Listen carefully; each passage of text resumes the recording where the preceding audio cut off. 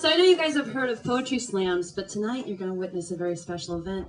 It's the first annual Mortified NYC Bad Teen Poetry Slam. Let's hear it. Yeah. 2 teen poets enter and only 1 leaves. And tonight they're competing for the ultimate prize, which I will show you later, but it's highly coveted and it's really worth quite a lot. So without further ado, can my 2 poets please come join me on stage? Yeah.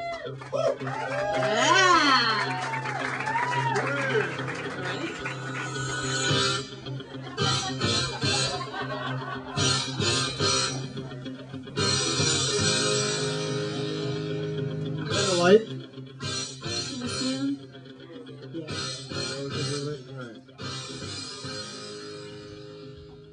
Hello.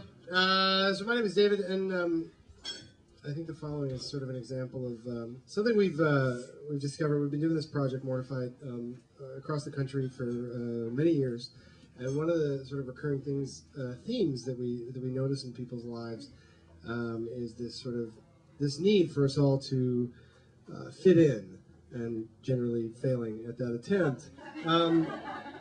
I was no different, and it was just very important to have a category, even if that category was completely meaningless. And so I went off in search of a category in my mid-high school career, you know, I really wasn't tough enough to be punk, and I wasn't really good enough at hacky sack to be a hippie. And then I was working in a record store, and I discovered the joy of Peter Gabriel and his WOMAD festival, and I thought I could be sensitive world music guy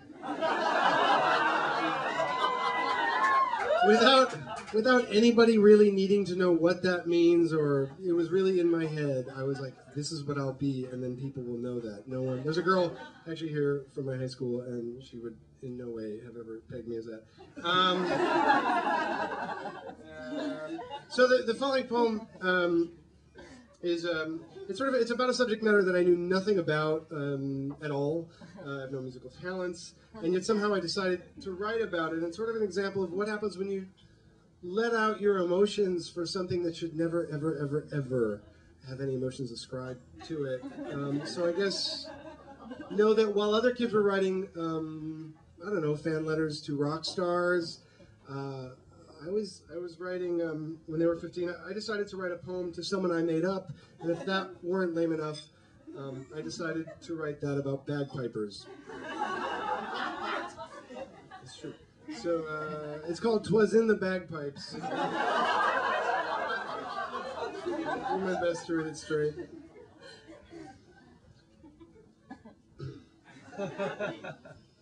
What's in your bag, Mr. Pips? What's in your bag? Gust, breath, wail, lust, sorrow, love, hurt, madness, and molecules. Squeeze it and you'll see and feel the resistance of inside contaminants, and see the music float in streamlike paths through the air. It is there! And even eyeless sight could pinpoint it into exactness. It'll breeze right through you, like the storm wind in a screen door. It will enter you so as you can feel it and be thrown by its initial impact. The winds that force a grin into your body and give your eyes their highest potency. I like that bag, Mr. Pips. Inhale the smiles. I'm sorry. All right, let's hear it for Dave.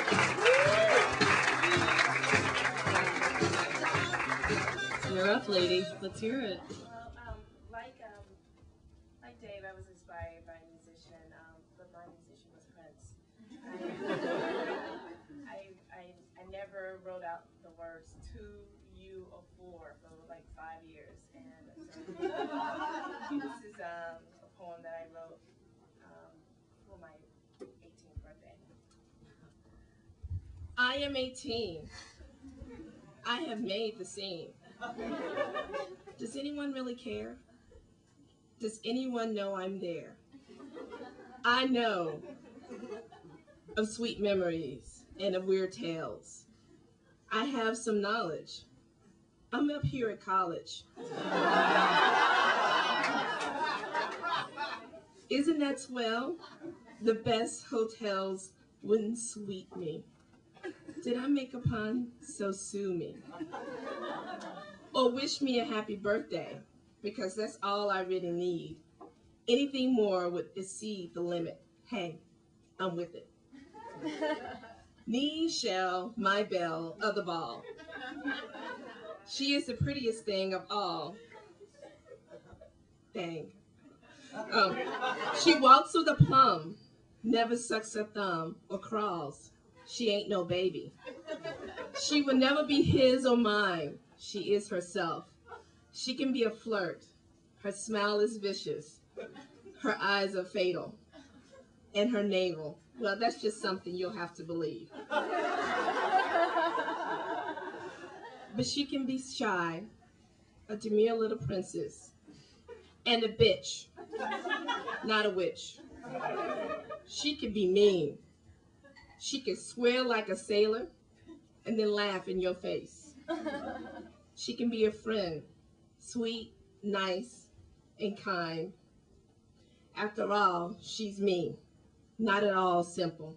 Boo-hoo, no dimple.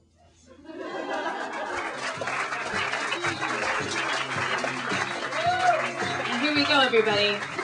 Let's do this by round of applause. Who wins? Do we go with David? And remember, we're voting for the worst of the best of the worst. Do we vote for Nichelle?